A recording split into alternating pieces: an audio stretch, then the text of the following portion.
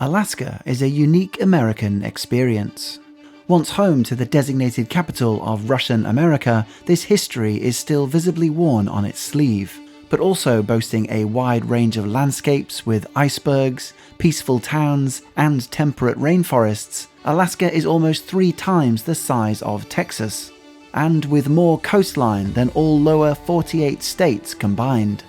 And it's due to this overwhelming size that Alaska has become a popular sea-bound destination.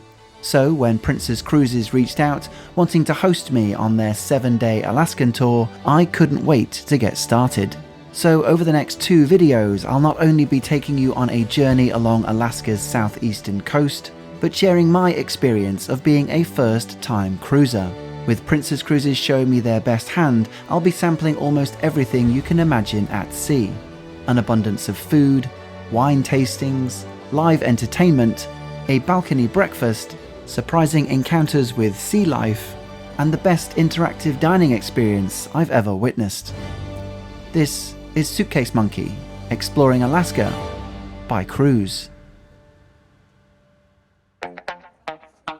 My journey through Alaska would be on board the Discovery Princess. 1,100 feet long and 19 decks high, it holds an impressive 3,500 guests. The route would take us through what's known as the Inside Passage of Alaska, an area with more than 1,000 islands of American fjords. Starting in Vancouver, we'd first set sail for the state capital of Juneau.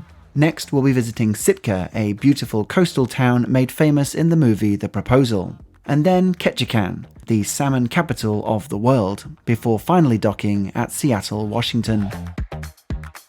As mentioned, this is my first cruise, so I had no real idea of what to expect, and looking back, I was surprised by what I was surprised at.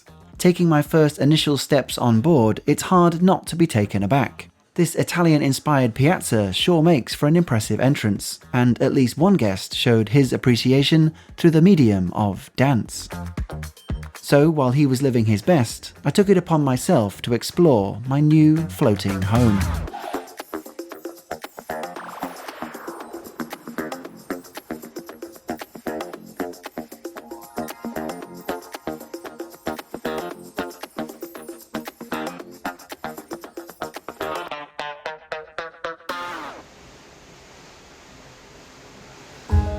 Next, it was time to check out the room. With all the frequent activities happening on board, this mini suite became my own personal haven, and nowhere was more special for me than this balcony. My morning routine was quickly set as gravitating to this open-air space, like a 7-year-old to a tree on Christmas Day, maybe catching a sunrise, maybe a new glimpse of Alaskan land. It was always a peaceful moment, even when the weather wasn't on our side, but more on that later. And then, of course, there's the calming sound of the open sea. Part 2 of this video will be more of a cruise guide, showing alternate rooms to the one I had, but just generally how best to spend your money. I'll link it at the end, along with links to the description to everything I'll be talking about in this video. But before I even entered my room, I had my first experience with what Princess calls a medallion. This wearable talks to any one of 7,000 onboard proximity sensors, so the simple act of just walking near your door means it automatically unlocks, as if by magic.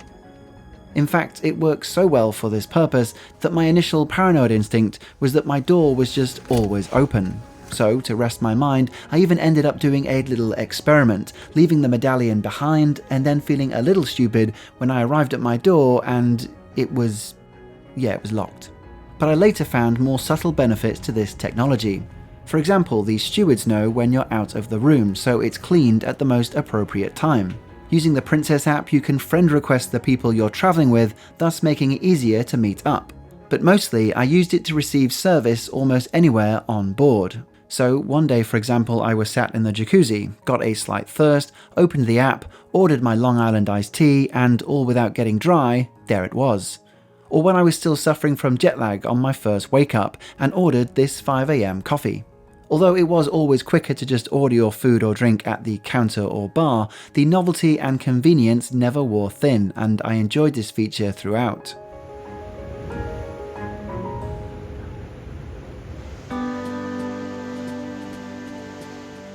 All these fun, unexpected cruise moments slowly revealed themselves over my first 2 days, often over a cocktail.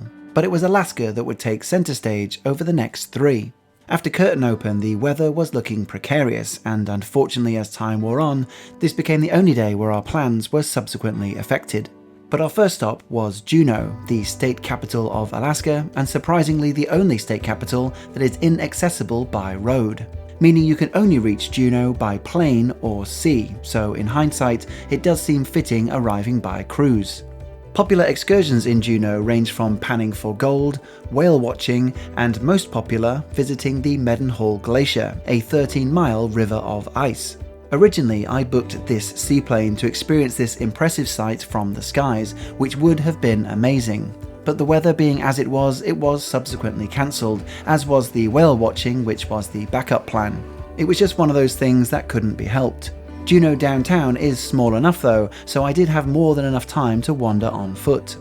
With the population passing 30,000, this was historically a peaceful native fishing village. That was until 1880 when a certain yellow metal was discovered, and 60 years later, the Juneau Gold Rush had produced an eye-watering $7 billion worth of mining. So I probably should have booked that panning for gold excursion after all. Notably, not only does Juneau still give off the vibes of Gold Rush America, but this history means you're never short on choice for jewellery stores. Back on the ship, my evening couldn't have gone any better. Princess wanted to share their own hidden gem called 360, and this was easily the best immersive dining experience I've ever witnessed. This 7-course adventure takes you on a journey through the Mediterranean, and as the story takes you to Greece, Italy and Spain, the cuisine carries through, all of which went down a treat. But despite my fear that we might finish in Southampton with a British pie, the climax is, of course, Champagne, France. Our host and waiters were excellent, part choreographed, part light and casual. The theatre of it all was spot on, with your surroundings literally coming to life through touch. And it wasn't just digital satisfaction. Smells were frequently pumped into the room, and this barnacle lace bottle was legitimately buried at sea for 6 months, speeding up the wine's aging process. I don't think any meal has ever deserved a round of applause quite so much.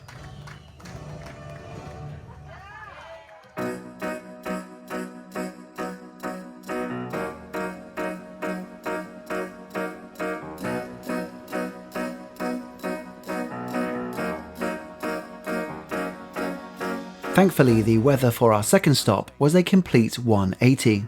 Sitka is not only the oldest city in Alaska, but also the largest in all the United States.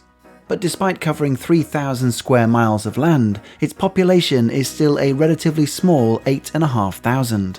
But for this one-day visitor, it certainly means there's a lot of space to explore.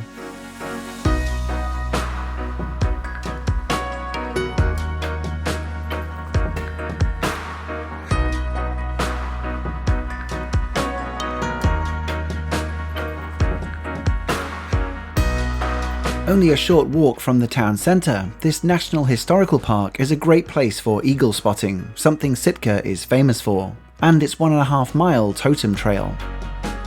But beneath this park's beauty is a bloody history. This area marks the spot where the native Tlingit fought against the Russian traders at the turn of the 1800s. Within a decade, Sitka became the designated capital of Russian America. This colonization can still clearly be seen at St. Michael's Russian Orthodox Cathedral. Originally established in 1848, it's the first of its kind in North America and is still used today as a place of worship for locals. A short walk from St. Michael's, almost hidden, you'll find this National Historic Landmark. It was right here in 1867 that power was formally transferred from Russia to the US, thus making it the 49th state, and the reason there's a Subway sandwich just around the corner. The other surprise this area has up its sleeve is its vast array of nature.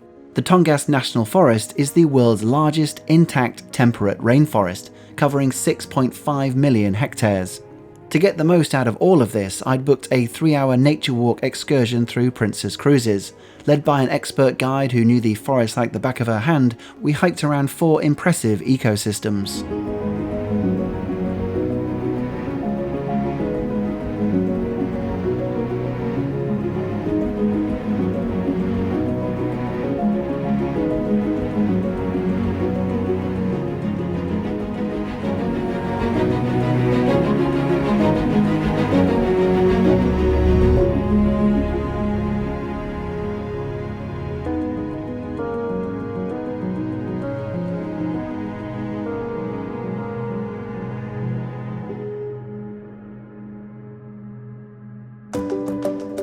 So clearly by now I'd probably settled into cruise life with a long list of events to keep me busy. So if I wasn't catching a musical in the main theatre, I was watching a magic show. Witnessing the main piazza turn from town square into concert venue with music from the 80s was a particular fun highlight, although that possibly says more about my age than anything else. And then of course there was coming first place in the prestigious Mario Kart Challenge. But it wasn't all about being better than a bunch of 8-year-olds. No, it was all that food. Although I was on the all-inclusive option, everything I'm showing here was part of the standard dining on board. What I really liked is that there's a healthy mixture of self-service, over-the-counter and cooked-to-order a la carte dining. The 5 different restaurants that I managed to visit, and there are more, all provided a really good variety, both with food and a change of atmosphere. I'll cover everything available food-wise in that follow-up cruise guide video that I mentioned earlier, along with tips for booking excursions, concerns over seasickness, and when's best to visit, along with a bunch of other thoughts that I just can't fit into this video. But easily the most unique dining experience I had was this champagne breakfast on the balcony. This extra can be added to your room for whatever time suits. And for this particular trip, the best time was our arrival into Yakutut Bay. This 5-hour scenic cruise runs through the 18-mile wide fjord, climaxing with the Hubbard Glacier. Running 72 miles from its source, it's here where it meets water, rising up to 400 feet tall and 6 miles wide. It's the sort of sight that you can't take in all at once, especially with a mouthful of custard, so this ship slowly rotates 360 degrees to allow every guest a front row seat. This balcony was also luckily where I was when the captain announced a pod of whales over the tannoy, both to the port and starboard side. Not only were there lots of spread out activity here, but I also think I spotted some dolphin. And to see this much activity just casually out in the wild was a very special moment.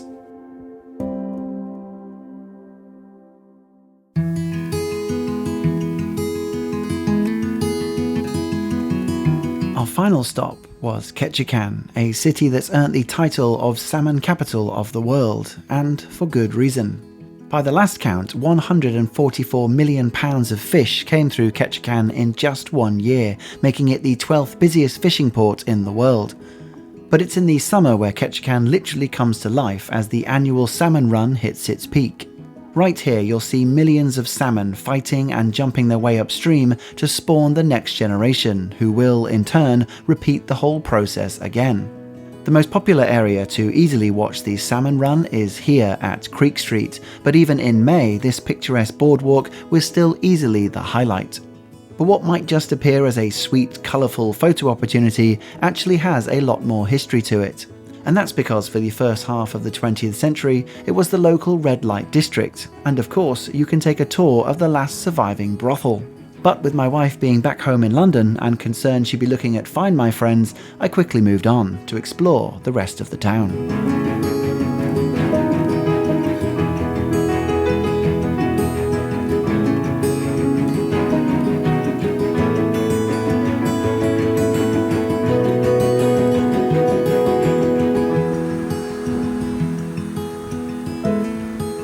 Our last day was a peaceful one at sea, heading towards Seattle.